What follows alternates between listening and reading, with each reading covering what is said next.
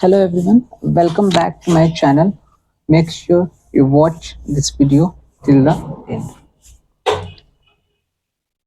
Students, आज जो मैं आप लोगों को पढ़ाने जा रहा हूँ वो है स्टैंडर्ड 10 रियल नंबर्स। आपके पास एनसीईआरटी है, ठीक है, आपके पास आर.डी. शर्मा होगा, राइट। सो ऑब्वियसली उसमें सबसे पहला जो चैप्टर आपका स्टार्ट है वो है रियल नंबर्स। सो मेनली जो स्टूडेंट्स जस्ट अभी 9th पास आउट होकर स्टैंडर्ड 10 में एंटर करें, राइट। सो एक बेस्ट यहाँ से ऑप्शन है आपके लिए और बेस्ट अपॉर्चुनिटी है, ठीक है, कि आपका जो स्टार्टअप हो वो बहुत ही अच्छे तरीके से हो, ठीक है। सो ज़्यादा बातचीत ना करके हम आते हैं टॉपिक पे, चैप्टर पे। चलिए, अभी तक आपने स्टैंडर्ड 7, स्टैंडर्ड 8, स्टैंडर्ड 9, ठीक है, जो भी आपने चैप्टर्स पढ़े हैं, ठीक है, सब कुछ आपको अंडरस्टैंड होगा। अगर बाय द वे नहीं है तो हमारा यह प्रयास रहेगा कि आपको वो सारी चीज़ें एक बार दोबारा से रिमाइंड कराना, ठीक है। चलिए, अब ये जो चैप्टर है आपके सामने real numbers. Real numbers start करने से पहले हमें एक बार रिमाइंड करना होगा, ठीक है, किन नंबर्स को, तो रैशनल नंबर्स, इरेशनल नंबर्स। क्योंकि रियल नंबर्स जो है वो रैशनल और इरेशनल नंबर्स के बेस पे ही है। अगर इसका आधार हम मानकर चले, ठीक है, तो रियल नंबर्स का जो आधार है वो आपका रैशनल नंबर्स, इरेशनल नंबर्स। अब ये तो आप लोगों को आइडिया होगा कि रैशनल नंबर्स होता क्या है। तो रैशनल नंबर्स कहते हैं कि numbers whose exact value can be determined. अच्छा, ये एक नया पॉइंट है, इसको आप ऐड कर लेंगे, ठीक है, मेमोरी में, कि रैशनल नंबर्स का मतलब हो गया कि numbers whose exact value can be determined. वे नंबर्स जिनका एग्जैक्ट वैल्यू हम डिटरमाइन कर सके, ठीक है, कोई एक सुनिश्चित वैल्यू हो, ठीक है। ये एक नया मैंने आप लोगों की जानकारी, आप लोगों के इंफॉर्मेशन के लिए बस इसको यहाँ पे लिखा है कि rational numbers whose exact value can be determined, also a number which can be written in the form. ये तो आप लोगों ने ऑलरेडी स्टैंडर्ड 8, स्टैंडर्ड 9 में आपने ये रीड करा है, ठीक है, कि also a number which can be written in the form p by q। It means p by q के फॉर्म में होना चाहिए, where p and q are integers and q not equals to 0 is called a rational number, ठीक है। तो यहाँ पे कुछ भी नया नहीं था, जहां तक अगर मैं बात करूं तो ये ऑलरेडी आप लोगों ने स्टैंडर्ड 10 में रैशनल नंबर्स के बारे में पढ़ा है, ठीक है। वही सेम चीज यहाँ पे भी आपको मैं समझाने की कोशिश कर रहा हूँ कि रैशनल नंबर्स कहते हैं कि numbers whose exact value can be determined, also a number which can be written in the form p by q where p and q are integers and q not equals to 0 is called a rational number। अच्छा, एक बार हम examples देख लेते हैं। आप देख पा रहे हैं 3/4 इक्वल्स टू क्या हो गया, 0.75।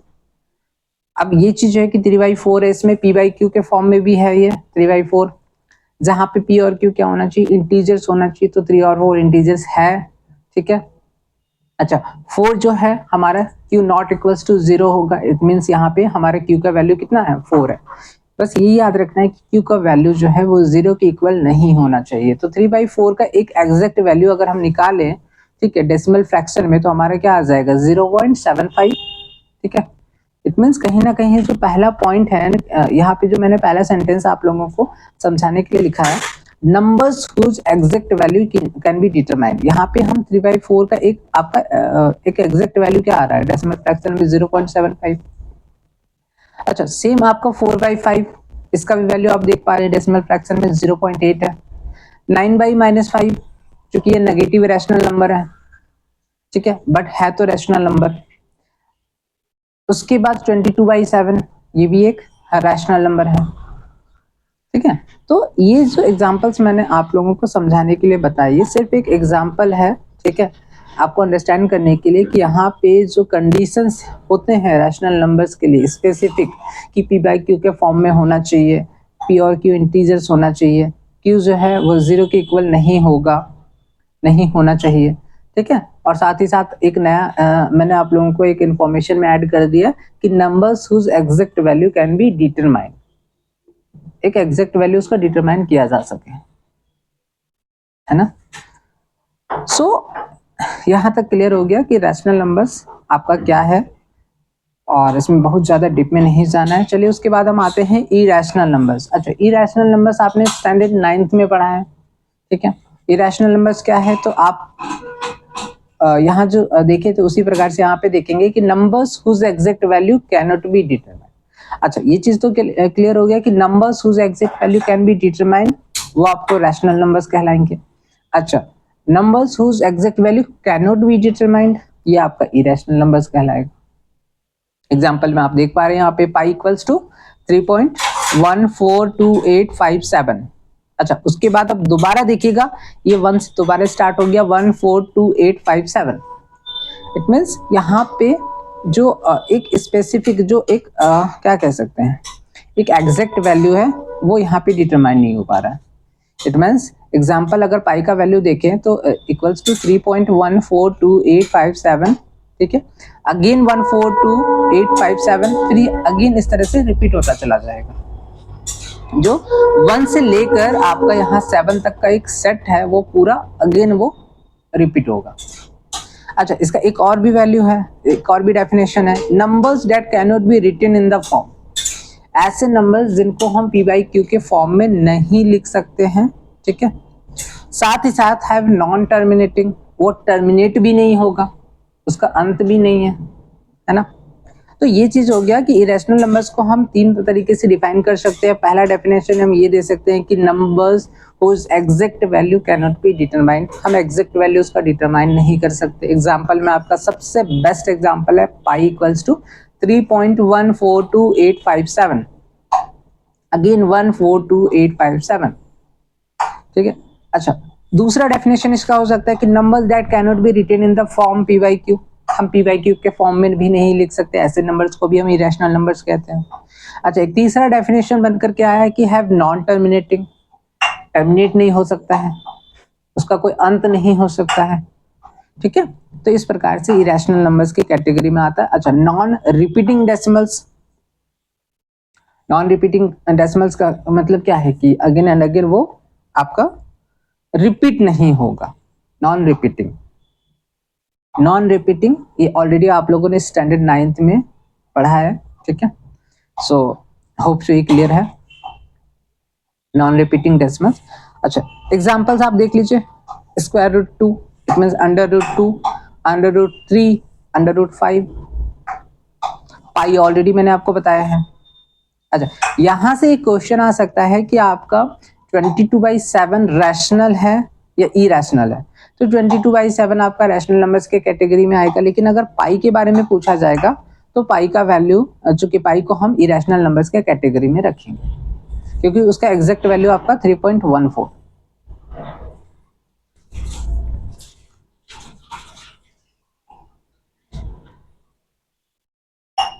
ठीक है। अच्छा, एक मिनट। अच्छा, ये जो एक कंफ्यूजन वाला वर्ड था नॉन रिपीटिंग, इट मींस वो रिपीट नहीं करना चाहिए। अब यहाँ पे नॉन रिपीटिंग का मतलब है वो रिपीट नहीं करना चाहिए। अब यहाँ पे देखोगे आप 1428571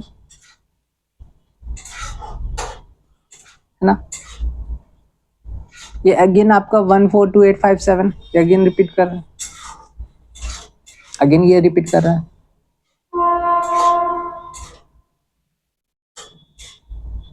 तो आई थिंक ये क्लियर हो चुका होगा। एंड अगर बाय द वे अभी भी स्टिल क्लियर नहीं हो पाया है, मैं आप लोगों से चाहूँगा कि आप मुझे कुछ टाइम प्रोवाइड कर दे, ठीक है। क्योंकि ऑलरेडी जो है मेरा पूरा का पूरा मोटिव ये था कि आज चैप्टर 10 स्टार्ट करना है। तो ऑलरेडी अगर आप लोगों का 9th स्टैंडर्ड क्लियर है तो फिर हमें कोई इशू नहीं है। मुझे लग रहा है कि ये चीज़ें क्लियर होगा आपका, बाकी यहाँ तक में कहीं कोई प्रॉब्लम नहीं होना चाहिए। चलिए आगे आते हैं रियल नंबर्स, ठीक है। Real numbers are the collection of all rational numbers and irrational numbers.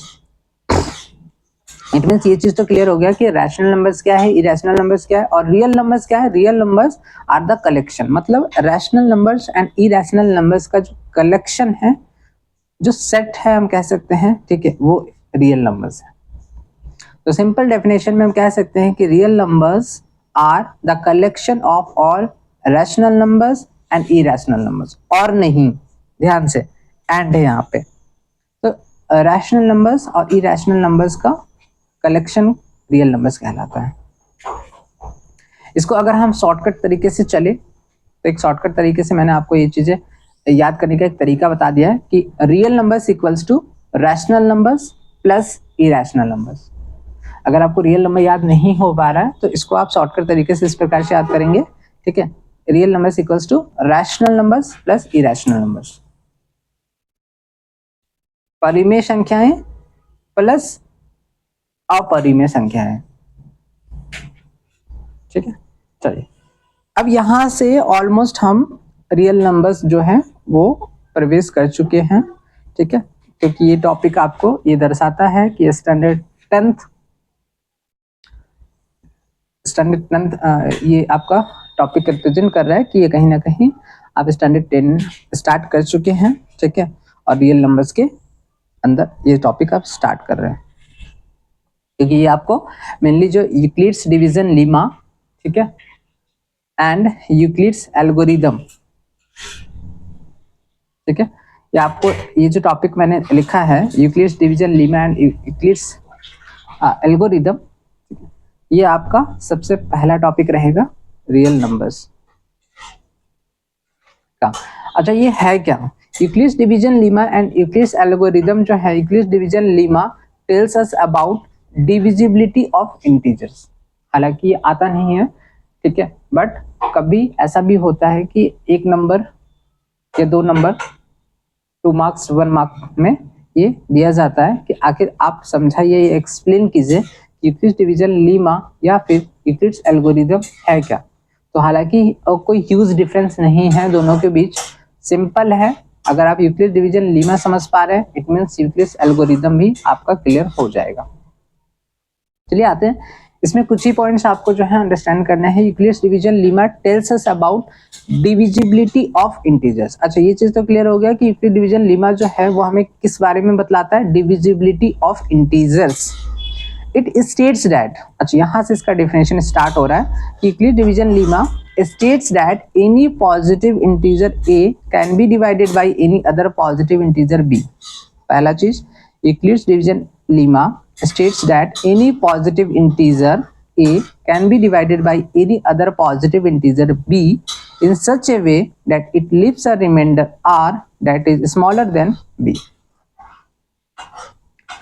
ठीक है, ये चीज क्लियर हो गया कि मतलब यहाँ पे ये कह रहा है कि कोई पॉजिटिव इंटीजर है हमारा a, ठीक है, उसको हम b से डिवाइड कर रहे हैं, ठीक है, और इस तरीके से कर रहे हैं कि एक रिमाइंडर हमारा आ रहा है जो कि r है, और r का जो वैल्यू है वो डिवीजर, इट मींस b से लेस है, लेस कह सकते हैं या स्मॉलर देन b। तो ये चीज क्लियर हो गया।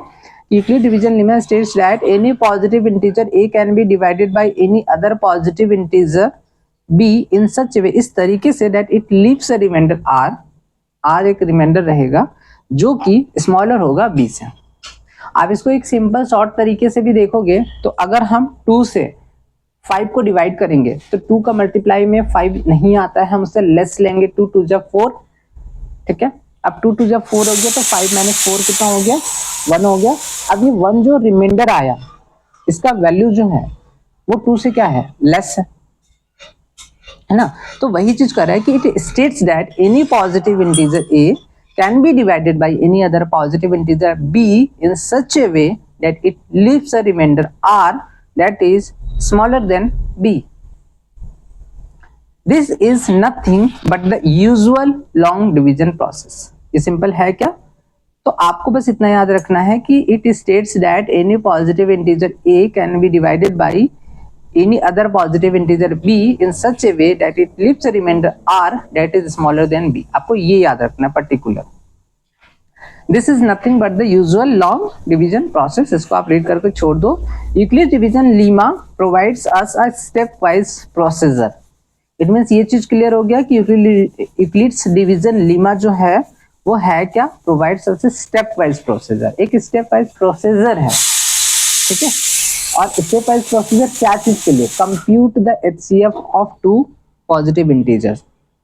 मतलब दो पॉजिटिव इंटीजर्स का एचसीएफ फाइंड आउट करने के लिए या कंप्यूट करने के लिए एक प्रोसीजर है। हम एक procedure step wise procedure provide करता है। तो यूक्लिड डिवीजन लेमा को आप दो तरीके से याद कर सकते हो। पहला तो ये आपका, it states that any positive integers a can be divided by any other positive integer b in such a way that it leaves a remainder r that is smaller than b।